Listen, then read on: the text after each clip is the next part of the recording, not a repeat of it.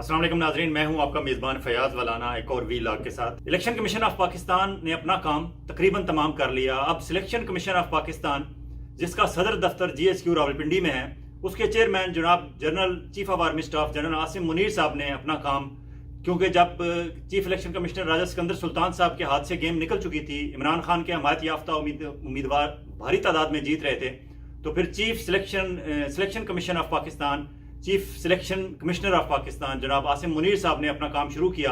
और फिर आपने देखा कि रातों रात जितने डिस्ट्रिक्ट रिटर्निंग ऑफिसर्स थे, उसका कंट्रोल नामालूम अफराद ने संभाल लिया।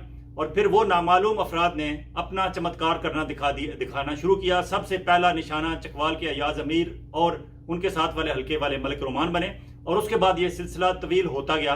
काम तो स्टार्ट पेशावर NA1 से नूर आलम खान को जिता के हुआ, लेकिन इस वक्त तक तकरीबन 40 से 50 सीटों पे जीती हुई सीटें जीते हुए उम्मीदवारों से छीन के मुस्लिम लीग नून के हवाले कर दी गई हैं। मियां नवाज शरीफ साहब, जिन्हें लंदन से स्पेशल तौर पर बुलाया गया था कि आप हुकूमत बने और आप चौथी दफा इस मुल्क के वज़ीर आज़म बने, उन्होंने जब रिजल्ट देखे तो वो नाराज होकर कल रात घर चले गए थे जाती उम्रा। आज दोबारा उन्हें शफकत का दस्तक हाथ उनके सर पे रखा गया है, उन्हें वापस बुलाया गया है। और अभी थोड़ी देर पहले उन्होंने अपने जो बाहर लोग इकट्ठे किए गए थे उनके घर के बाहर, उन्हें विक्ट्री स्पीच की। हालांकि BBC के मुताबिक इस वक्त तक जो रिजल्ट्स आए हैं, BBC के मुताबिक BBC कह रही है कि पाकिस्तान तहरीक इंसाफ 65 सीटें जीत चुकी है, मुस्लिम लीग नून 51 और पाकिस्तान पीपल्स पार्टी 36। अब जीती हुई 65 अगर विक्ट्री स्पीच बनती थी तो बैरिस्टर गौहर अली खान की बनती थी, जो इस वक्त चेयरमैन है पाकिस्तान तहरीक इंसाफ के। लेकिन नहीं, मियां साहब को, हमारे chief selection commissioner of Pakistan general Asim Munir साहब ने मियां साहब को कहा है कि मियां साहब तगड़े हो जाएं, शेर हो जाएं, हम सारे बंदे आपके पास हाजिर कर देंगे, आप तकरीर करें।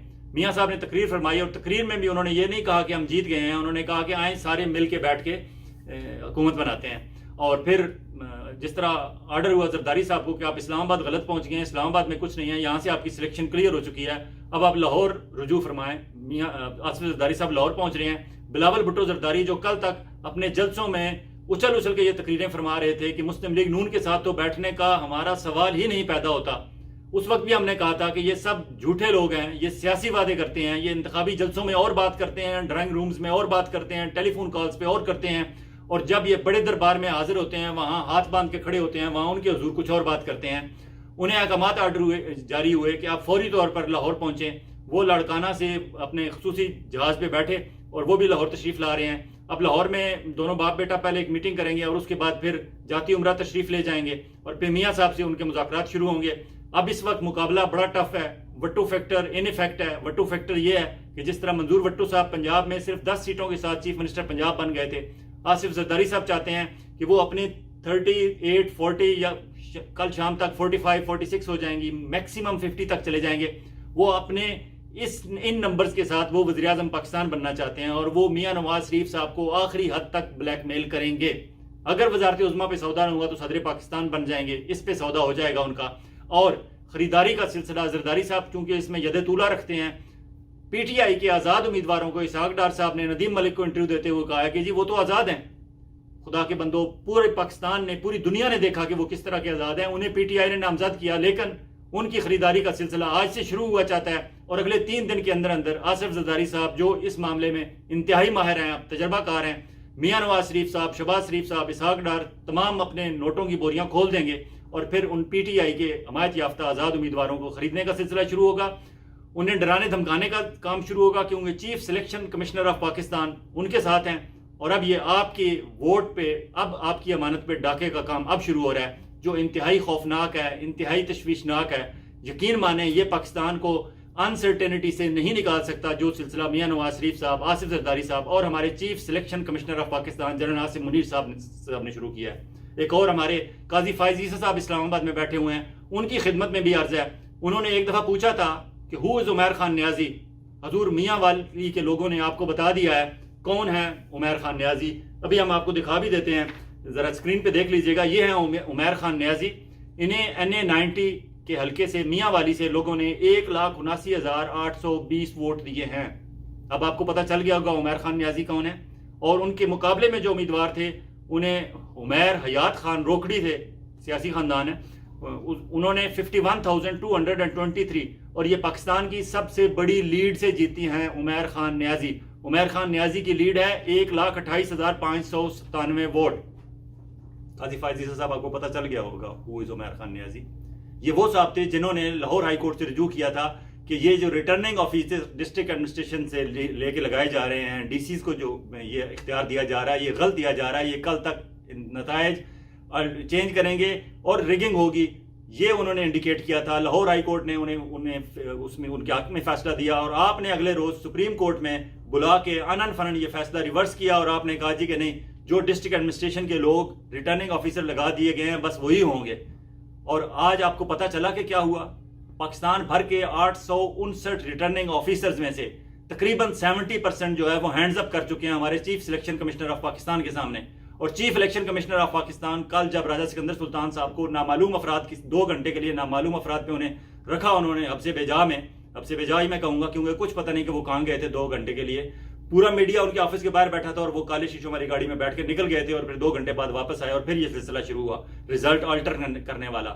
آپ کے سامنے سارے پہنچ چکے ہیں, اور اس افراتفری میں اس حد تک حواس باختہ تھے ریزلٹ چینج کرنے والے کہ میاں نواز شریف صاحب کا رات کو جو ریٹرننگ افسر تھا اس نے انکار کر دیا کہ میں فیک ریزلٹ نہیں بنا سکتا. اسے تبدیل کیا گیا.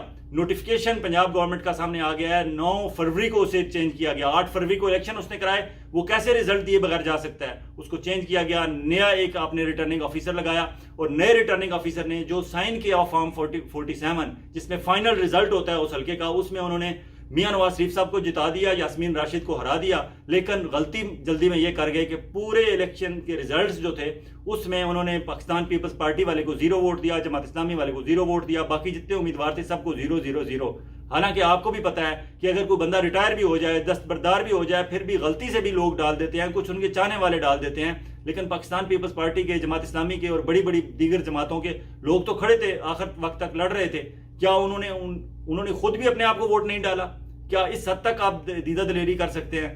جناب قاضی فائز عیسی صاحب, یہ ہیں عمیر حیات خان نیازی, عمیر نیازی, جن کے بارے میں آپ پوچھ رہے تھے کہ ہو از عمیر نیازی. آج پتہ چلا آپ کو عمیر نیازی کون ہے. میاں والی کے لوگوں نے پاکستان کی سب سے بڑی لیڈ سے جتا کے آپ کو دکھا دیا, اور جو وہ بات کر رہے تھے اس کا آج پورے پاکستان میں چرچا ہے کہ آپ نے عدلیہ کے ریٹرننگ آفیسر واپس لیے اور ایڈمنسٹریشن کے انتظامیہ کے ریٹرننگ آفیسر دیے. آج وہ انتظامیہ کے ریٹرننگ آفیسر یہ کام کر رہے ہیں, جس کی وجہ سے صدر پاکستان جو انتہائی خاموش ہیں, ویسے تو انہیں بھی بولنا پڑا ہے, اور انہوں نے کہا ہے کہ حضور اگر ہم اپنے آپ کو گڑھے میں پائیں تو حکمت کا تقاضا ہے کہ اللہ سے مدد مانگیں اور کم از کم مزید کھدائی بند کر دیں.